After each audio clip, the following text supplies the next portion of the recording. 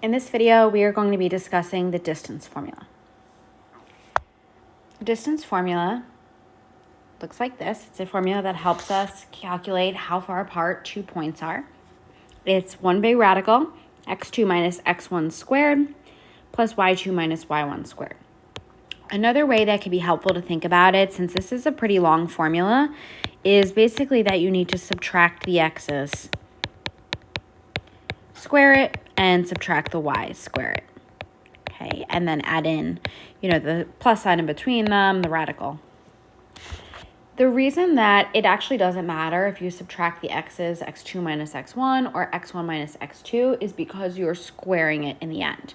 So just as an example, if I had the points 3, 5, and I had, 6, 2, when I go and do that first part of the formula, x2 minus x1, I would get 6 minus 3 squared. If I did it the other way, I'd get 3 minus 6 squared. Over here, this is going to give me 3 squared, or 9. Here, this is going to be negative 3 squared, which is also 9. So just as a note, if it's easier to subtract two numbers one way, that's perfectly fine because you will get the same answer in the end. Okay? If you're looking for consistency, you could stick with the x2 minus x1. As mentioned before, the distance formula is used to determine how far apart 2 points are on the coordinate plane. A key word that would indicate you need to use the distance formula is length. It'll often ask you for the length of the line segment that connects 2 points. And if you find this formula doesn't work for you, or you want another way to check your work, there is another way to calculate distance. You could plot the points, create a right triangle, and use Pythagorean Theorem. And we will look at an example in this video that includes that method, okay, if you choose to use that. All right, first let's practice the actual distance formula though. Number 1 says find the distance between negative 5, 1 and 3, 7. I'm going to go in and I'm going to stick to the x2 minus x1. So my first point, I'm just going to label as x1, y1. My second one, x2, y2, just so I can easily keep track of everything that I'm plugging into the formula. So for our first example, I'll just rewrite the formula out right here in the problem. And then I'm going to plug in. Subtract the two x's. Subtract the two y's. And put all your squareds, the plus sign, the radical in there. This is going to give me 8 squared plus 6 squared. When I simplify that, I get radical 100, or 10. All right, let's take a look at another. Find the length, there's our key word, of segment JK, where J is 4, negative 8, and K is 2, 0 in simplest radical form. Okay. That simplest radical form is usually a hint that I'm not going to get a whole number answer at the end. Okay. When I subtract my x's here, so I'll again label x1, y1, x2, y2, I have 2 minus 4 squared plus 0 minus negative 8 squared, negative 2 squared plus 8 squared.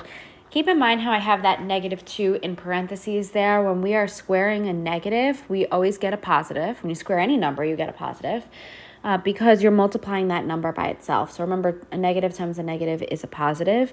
Sometimes if we just write it without the parentheses, we might forget that or input it wrong into our calculator. If I simplify this, I have 4 plus 64, or radical 68. To put this in simplest radical form, I want to think about, is there a perfect square that is a factor of 68? And 4 is a perfect square that goes into 68 because 4 times 17 is 68. When I simplify that, I get 2 radical 17 as my answer. All right, we're going to continue on with some other examples. I'm going to move a little bit quicker through these. So I know that on number 3, I need to subtract the two x values, subtract the two y values. I'm going to get the square root of 25, or 5. On number 4, again, find length. So distance and length are both keywords. When I subtract the two x values, 2 minus negative 6, keep in mind that double negative turns into a positive. I get 8 squared. When I subtract the y's, 1 minus 5 gives me negative 4 squared.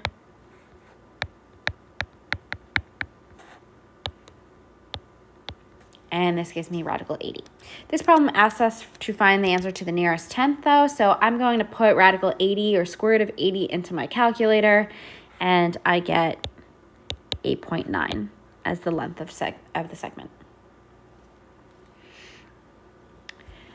Number 5, find the distance between -3, and 3 in simplest radical form. So definitely be careful with all of the 3's in this problem.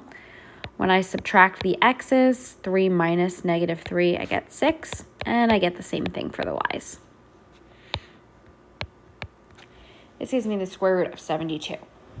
Now, we want to put square root of 72 in simplest radical form for this problem. I would suggest that when you are thinking about what perfect squares go into 72, that you always try and look for the largest perfect square, because there's actually several perfect squares that go into 72. For instance, it's divisible by 4, it's divisible by 9, but the largest is actually 36. And that gives us 6 radical 2 as our answer. So just keep in mind, when you're doing simplest radical form, the perfect square part, you're going to simplify. The radical goes away then. Radical 2, we don't know what that is off the top of our head, so we just keep it as radical 2. Number 6, how many units apart? That's again referencing distance.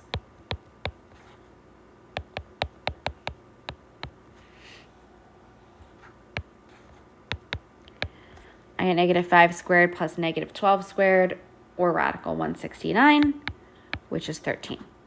Now, I mentioned before this other method that we're going to see with Pythagorean theorem in a little bit.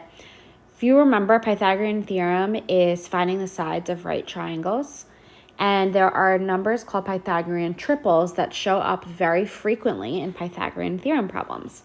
One Pythagorean triple is 5, 12, 13, and if you knew that, you could have seen that in this problem. I see the 5, I see the 12, and I see the 13. All right, number 7.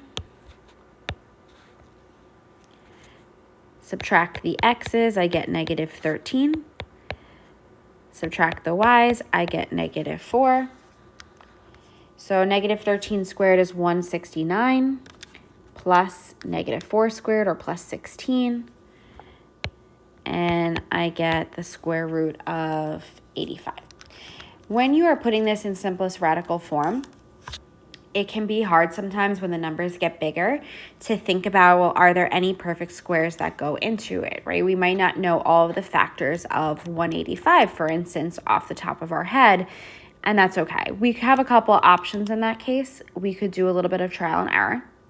Just try dividing by some perfect squares, see if it works.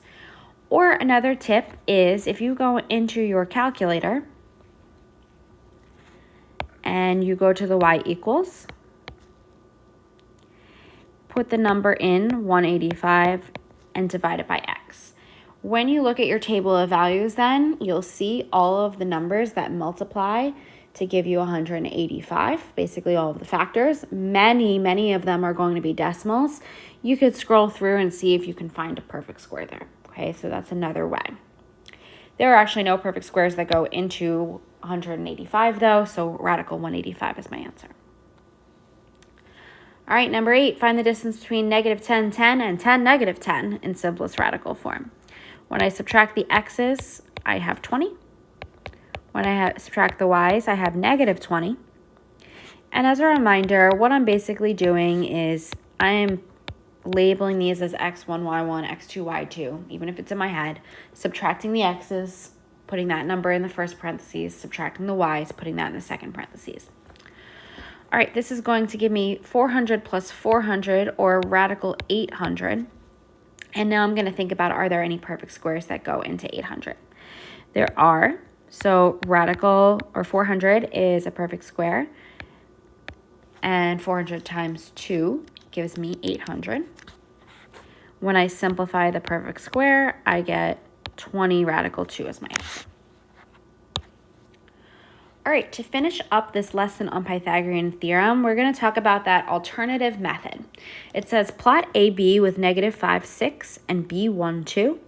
Find the length of AB using both the Pythagorean theorem and the distance formula.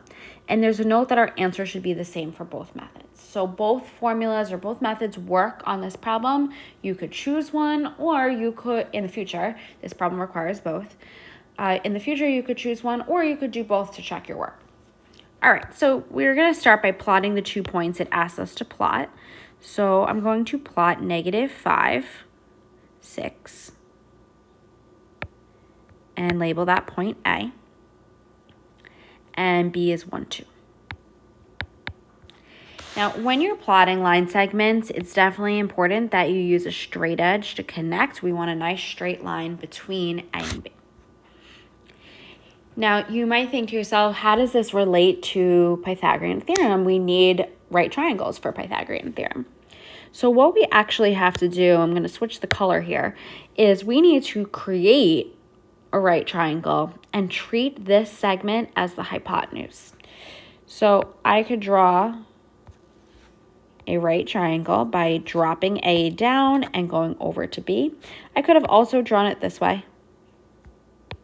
Okay, I'm going to erase that in a second just so you see one triangle, but either way would work.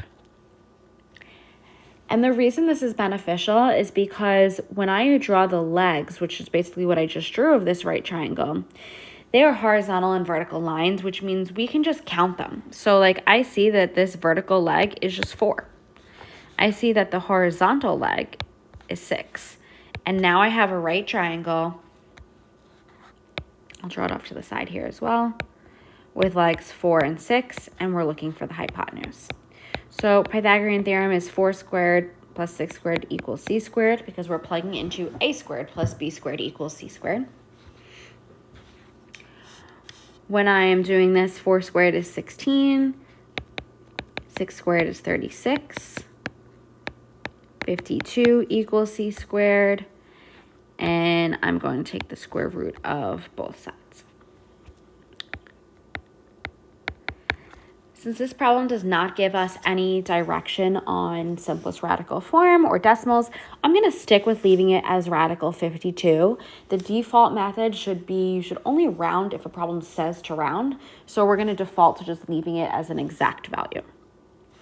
Let's say I want to check that. So that's our method with Pythagorean theorem. Let's say I want to check that with the distance formula. When I subtract the x values, I get 6. When I subtract the y values, I get -4.